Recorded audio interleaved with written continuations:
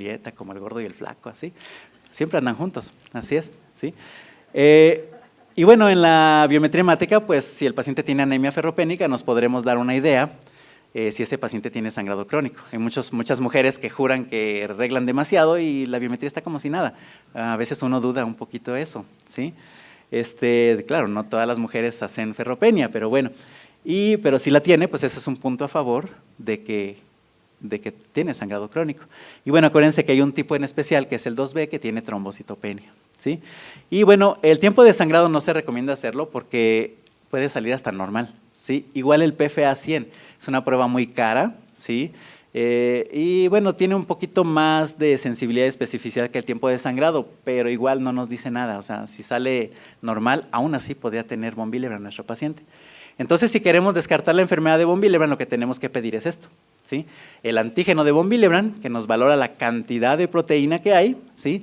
Y eso se mide a través de ELISA o bien a través de métodos inmunoturbidimétricos, que es como la mayoría de los laboratorios que hacen gran volumen de muestras trabajan, ¿sí? Porque es más económico y es más rápido. Y se hacen en aparatos automatizados, ¿sí? Coagulómetros automatizados. Lo otro es el cofactor de la ristocetina, que nos habla de la función del von Willebrand, ¿sí? Vean ustedes que de los dos, lo normal es de 50 a 150 o 200, ¿sí? Unidades por cada 100 mililitros o porcentaje, ¿sí? El cofactor de ristocetina se puede hacer por agregometría de plaquetas, ¿sí? Y también se puede hacer por un método turbidimétrico en los coagulómetros automatizados, ¿sí? Y con estos dos podemos construir una relación, ¿sí? Dividimos la función entre el antígeno, ¿sí? Y normalmente debe de haber lo mismo de los dos, ¿sí? Digamos 100% de cofactor y 100% de antígeno. Y dividir 100 entre 100 pues da 1, ¿sí? Y tener una relación arriba de 0.6 es una relación normal, ¿sí? Bueno, en el tipo 1, donde hay una deficiencia en cantidad, ¿sí? Dejen, vuelvo a tomar agua.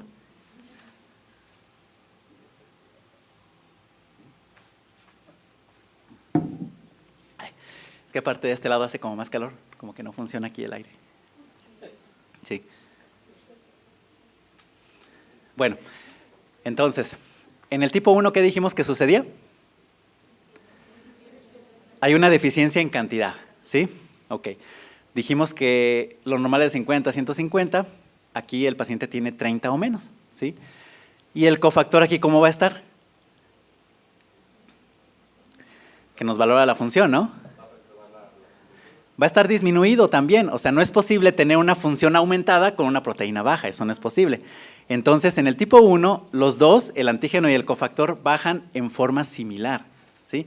No crean que en el tipo 1 el cofactor está normal y el antígeno está bajo, no, eso no puede ser, o sea, no es coherente que haya una función aumentada con proteína baja, eso no sucede, ¿sí? Entonces, en el tipo 1 lo característico es que bajen a la par los dos, o sea, que el paciente tenga 30 de antígeno y 30 de cofactor, y dividir 30 entre 30, ¿sí? Pues nos da 1, arriba de 0.6, y eso es característico del tipo 1, ¿sí? En el tipo 3, ¿qué dijimos que sucedía? No hay nada, así es, y tampoco va a haber nada de cofactor. Entonces, dividir 1 o 2 que tenga entre 1 o 2 que tenga de antígeno, ¿sí? Pues también nos va a dar 1, o sea, la relación se conserva.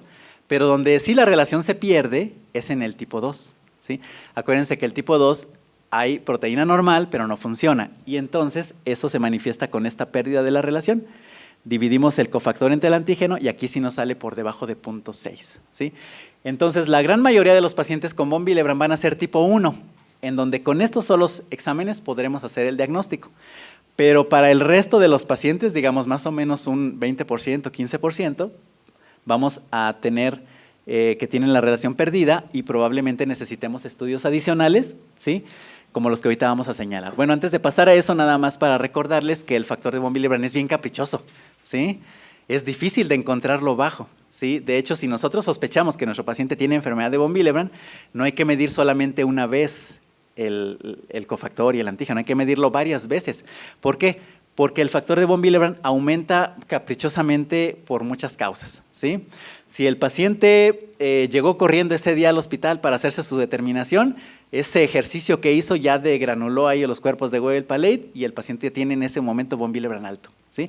Si el paciente nomás de ver la aguja con la que le van a tomar la muestra se nos desmaya, la reacción adrenérgica que libera en ese momento libera cuerpos de Weibel-Palade y el paciente ya va a tener von Willebrand alto.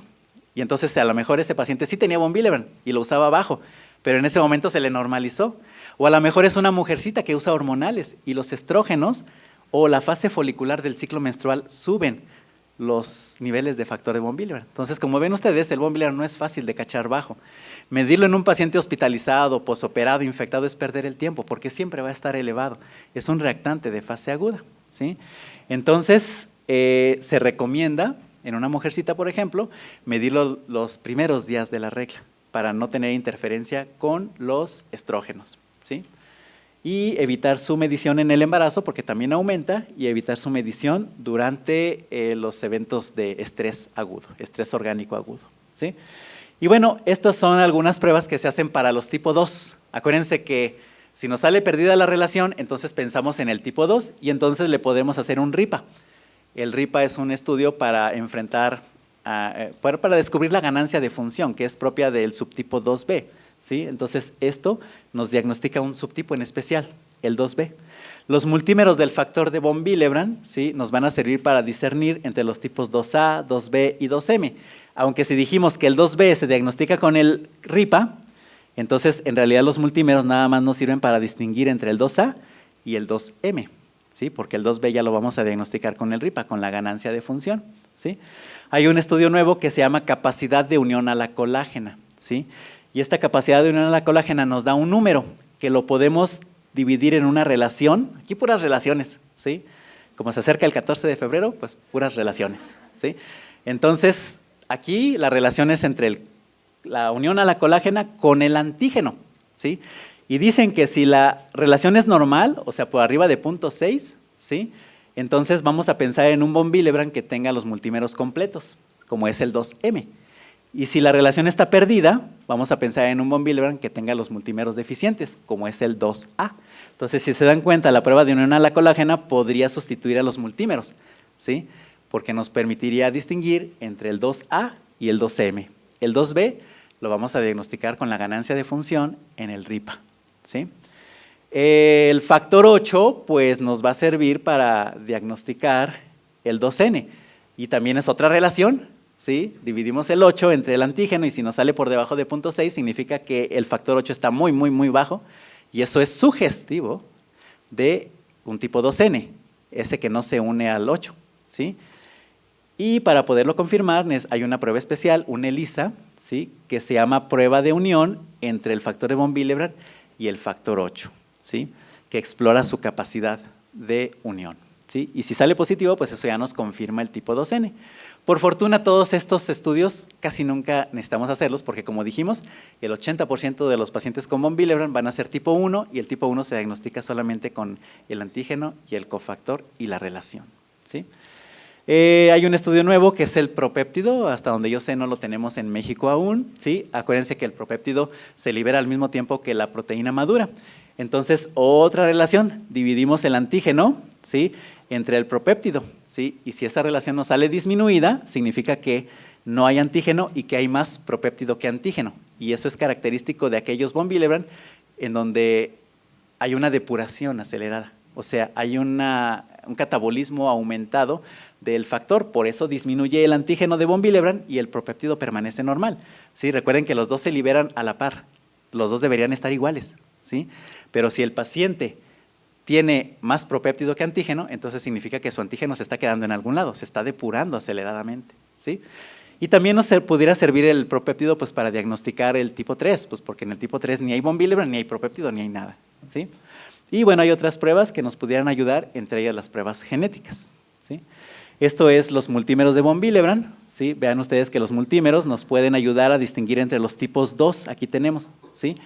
En el tipo 2A hay una ausencia de los multímeros de alto peso y de peso molecular intermedio, en el tipo 2B hay una ausencia de los multímeros de alto peso y en el tipo 2M, que aquí ni está, ¿sí? Los multímeros son normales, ¿sí? Y bueno, nada más para recordar algunas características importantes de cada tipo, ¿sí? El tipo 1, pues hay una disminución en la cantidad de von Willebrand, se hereda en forma autosómica dominante, ¿sí? Acuérdense ustedes que los niveles están por debajo de 30, ¿sí? Tanto de antígeno como de cofactor, ¿sí? La relación está conservada y los multímeros aquí son normales, o sea, hay poquito, pero los multímeros son normales, ¿sí? ¿Y cuál es la causa? Bueno, la presencia de un alelo nulo en un estado heterocigoto, porque si fuera homocigoto, pues no habría ningún alelo y el paciente sería tipo 3, ¿sí? Pero aquí sería en un estado heterocigoto. Hay un alelo nulo, el otro lo tiene, entonces es un tipo 1, o bien mutaciones en el von Willebrand que hacen que se quede adentro de la célula, o bien que se depure muy rápido, el tipo 1C que ahorita decíamos, ¿sí? Hay una categoría que se llama von Willebrand bajo, ¿sí? O bien posible enfermedad de von Willebrand tipo 1. Este von Willebrand bajo es ese paciente que nos sale entre 30 y 50. Ya dijimos que por debajo de 30 es von Willebrand, por arriba de 50 es normal, pero hay una brecha ahí entre 30 y 50 en donde el paciente no tiene von Willebrand, se llama von Willebrand bajo, o sea, no tiene enfermedad de von Willebrand, lo que tiene es un factor de von Willebrand bajo. Posiblemente tenga enfermedad de von Willebrand tipo 1, ¿sí? Estos pacientes deben de considerarse y de tratarse como enfermedad de von Willebrand siempre que cumplan, que tengan familia con el diagnóstico de von Willebrand, ¿sí? O bien que sangren, que tengan sangrado. Si el paciente está asintomático, pues no se le hace nada, así se queda como von Willebrand bajo. Pero si el paciente sangra o tiene familia con enfermedad de von Willebrand, pues debe de tratarse como enfermedad de von Willebrand. En el tipo 3, pues no hay nada. Vean ustedes, no hay síntesis de proteínas, el paciente es homocigoto para alelos nulos, ¿sí? O sea, no tiene nada, ¿sí? Tiene menos de 3, tanto